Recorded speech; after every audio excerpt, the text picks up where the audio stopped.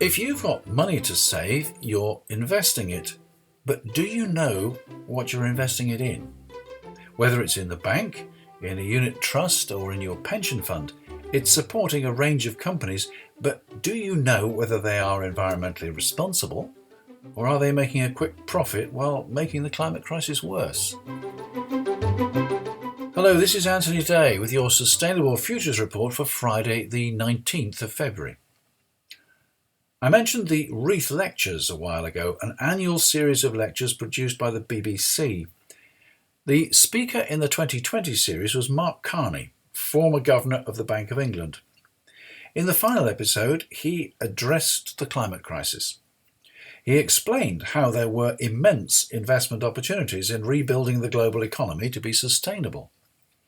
He emphasised that we, as savers and investors, can influence corporations to do the right thing by choosing to invest our money only in responsible organisations.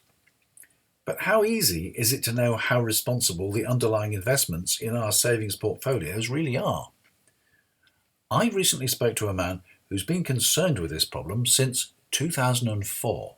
So my guest this time is Peter Krull, who is CEO of Earth Equity Advisors. Welcome, Peter. Thank you, Anthony. It is a pleasure to be on the show today. Great. Now, we're talking about investment, but just to be clear, we're talking about types of investment. We're not here to make specific recommendations. If you have money to invest, you should always consult a qualified financial advisor. But we hope to help you understand the nature of the product you might be offered. And with that in mind, I've got a first question, but I'm going to ask you something else before I want you to answer the question. Okay. So if people are saving money for a deposit on a house, for a wedding, for retirement, or just to have that bit of security behind them, many people don't want that money invested in businesses that damage the environment. So how can they be sure of that? Now, before we get onto that, I just want to clarify a couple of things that you may be talking about. ESG, I think that's equivalent to our CSR. CSR is corporate social responsibility. Am I right there? Yep. There are a ton of acronyms and they change on a fairly regular basis. So, it used to be that it was SRI, socially responsible investing. And that started way back when. That started with a lot of religious folks who didn't want to invest in gambling or they didn't want to invest in alcohol. And through the 70s, that sort of morphed into adding environmental aspects to it with the green movement.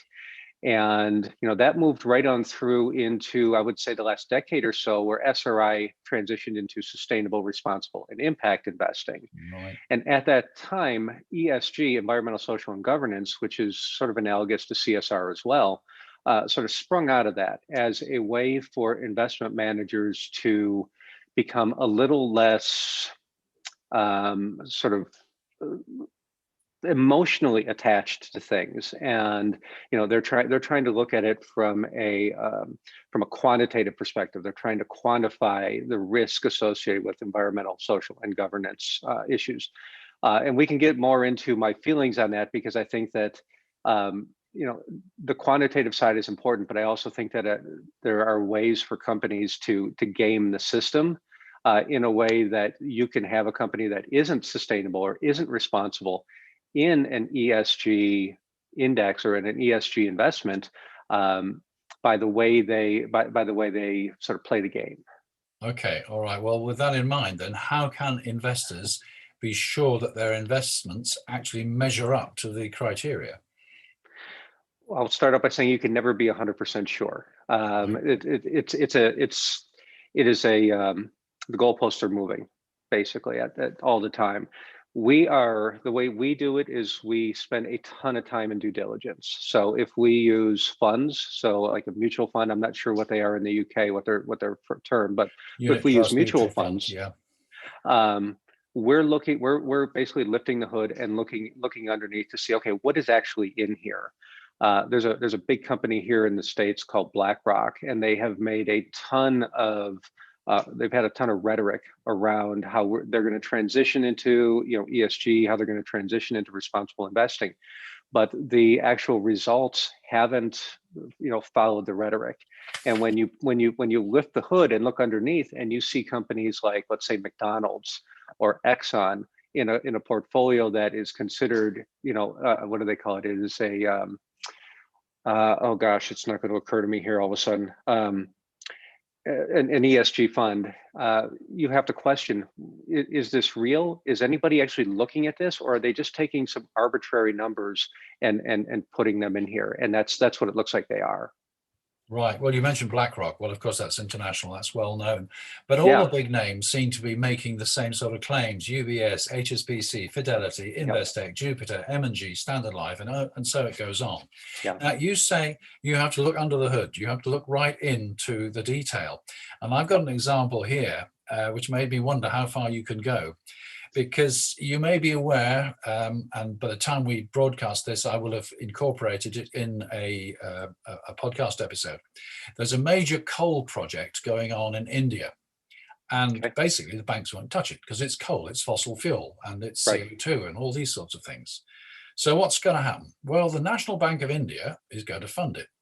And then by coincidence, they're going to issue bonds for about the same amount. And then all these companies are going to go along and buy the bonds and say, coal, nothing to do with us. Yeah. We're just buying bonds. Degrees of separation, right? Absolutely. Can you get Yeah. around that, though? Things like that.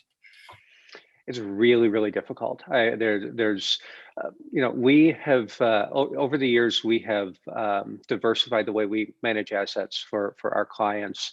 We're really, really spend a lot of time, again, doing due diligence on the funds that we use for clients.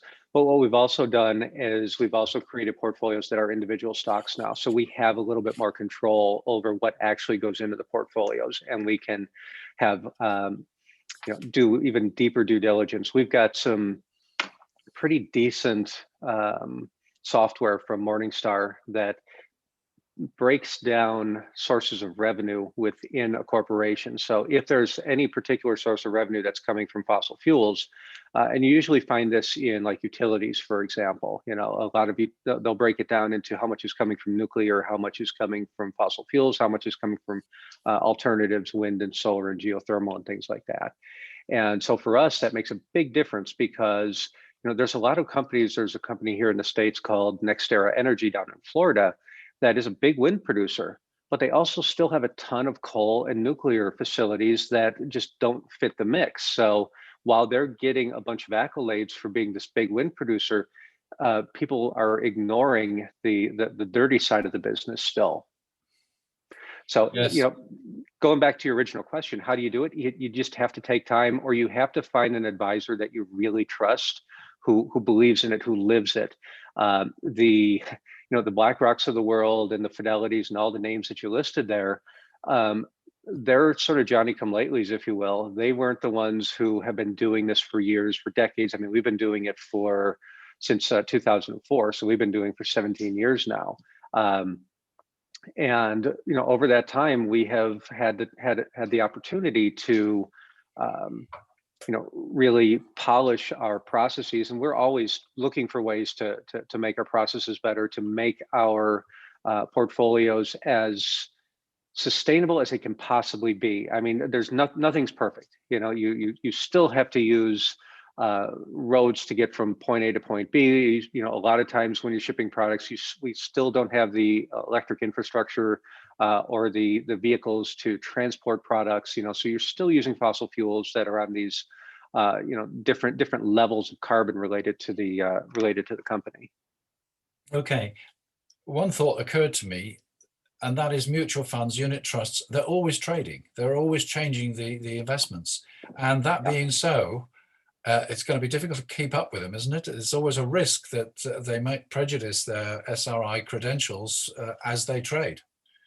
Yeah, and that's where you have to believe in the firm that you're working with. You have to have a relationship with them. For example, we've got a really great relationship with a firm here in the States called Green Alpha. They're out in Colorado, and I know the chief investment officer. I know basically the whole team, and I have no concerns that they're ever going to put in something in there. Whereas if I am going to buy, say, a Fidelity climate fund, or I'm just throwing the name out there just for the hell of it here. I have no idea what their motivation is. I have no idea where they're coming from, other than, hey, you know what? Sustainable investing is the fastest growing segment of the investment industry. We want in, not necessarily because it's part of their values, but because they see a value to the bottom line for their firm. Yeah, yeah. Now, one question which I think always comes up is, if I want to be an ethical investor, if I want to invest in something which is got all its ESG credentials, am I going to take a hit on my return? Am I going to get poorer performance than if I just go down the mainstream? Well, I will start out by giving the typical response that past performance is not indicative of future results. Yeah. But the reality is that they are very competitive now, and in many cases are showing better returns. So there's two exchange traded funds in the U.S. here that mimic indices. So we don't use them, but it's a good way to show an example. So there's one SPY which mimics the S&P 500. And there's one SPYX, which mimics the S&P 500 without energy stocks in it. And the SPYX has, over the last decade, consistently outperformed the S&P 500 because it doesn't have the energy stocks in there. And there's been a study by Jeremy Grantham of GMO, which is a hedge fund out of England. And he has looked at it from the perspective, what if we take out any particular sector from the S&P 500? Does it affect our performance at all? And the study basically shows that the difference between taking any individual sector out and the S&P 500 as a whole, from the worst performer to the best performer over, I want to say this was an 18-year period that he looked back on, the difference was 0.5%. So I mean, that 0.5 is not negligible over that time, but energy stocks, if you extracted them, you actually did better over that period. Right. Okay. And the reality is my friend Garvin, who runs the Green Alpha funds, he says, you cannot benchmark where we're going with where we've been. And so we need to look at it from a different perspective. We need to look at things. The way I try to invest is we want to invest positively. We want to invest based on where do we need to go as a society? Where do we need to go to be as resilient as possible? Because the reality is climate change, that train has left the station. We are going to feel the impacts of it at this point. So how can we both minimize the impacts of it and deal with the impacts of it? And which are the companies that are going to be best suited to lead us there? Okay. Now, do you find things like the Dow Jones Sustainability Index or the Financial Times equivalent and many other indices, are they a guide to investors in any way? In my opinion, what they're a guide to is which are the best of the big companies that are out there relative to their peers.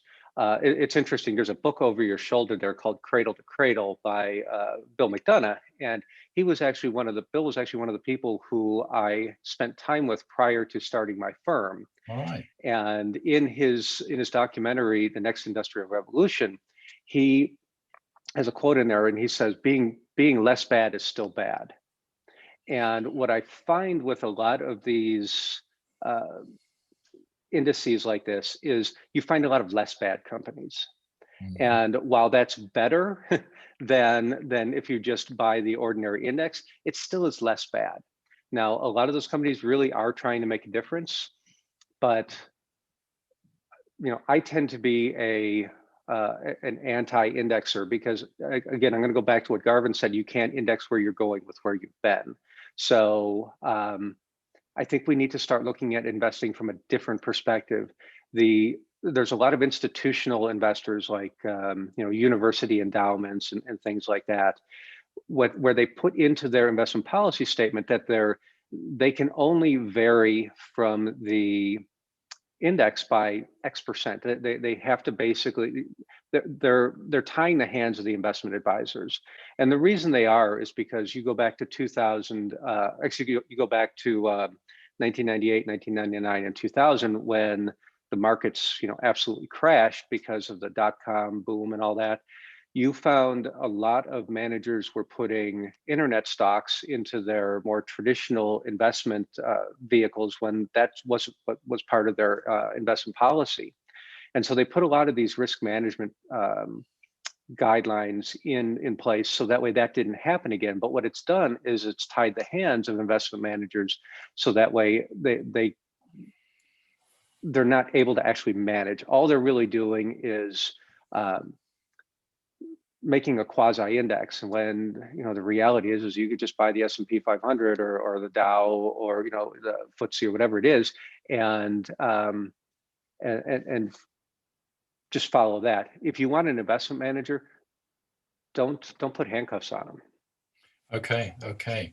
Well, talking of investment managers, I started off by saying that if people have money to invest, they should contact a qualified advisor. Yeah. So what's the questions I should ask my financial advisor? So the questions you should ask your financial advisor related to sustainable investing is, how much experience do you have in sustainable investing? Is it something that you are that's new to you? Are you just learning about it? Or is there something that you've done for years or even decades? Europe is a lot farther along in the process than we are here in the States. Mm-hmm. Sustainable investing or responsible investing has long been a lot more of the norm than it is here. We're just finally catching on. So, ask them what experience they are. Ask them ask about them from a personality perspective. Like, for example, I'm sitting in a house right here. I have solar panels on my roof. I have an electric car parked out in the driveway. Is this something that is who you are, or are you doing this just because it's the latest trend? Now, it's not a trend by any stretch, but is that the reason why you're doing it?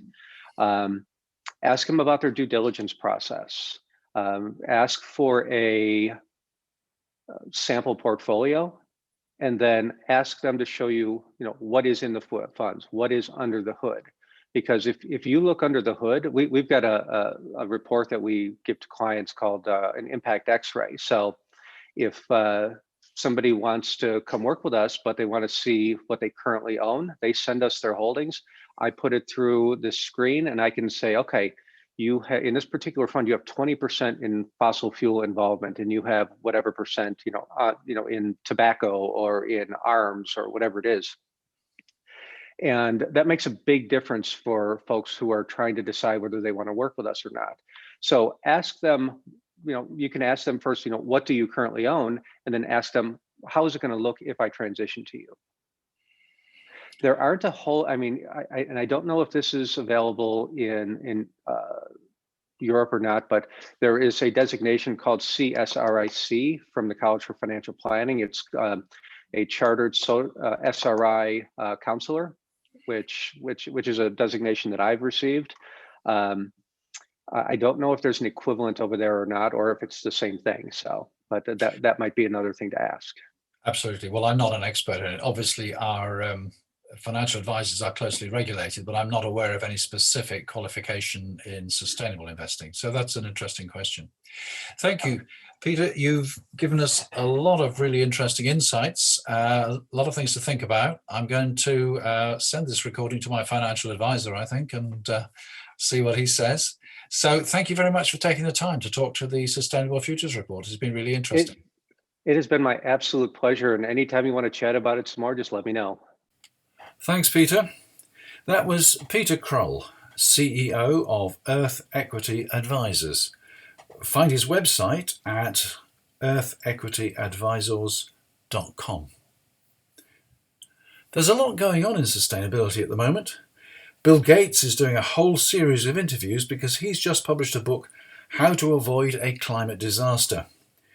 I'm afraid I've not been able to fit him into the Sustainable Futures Report interview schedule, but his book should arrive this week and my aim is to review it next time. A word to my patrons. Thanks as always for your continuing support. My new part work, an A to Z of sustainability, available to patrons only. Part 1 will be out on the 1st of March. A is for action and a number of other things, but you'll have to be a patron to find out what. If you too would like to be a patron, you can find all the details and sign up at patreon.com/SFR.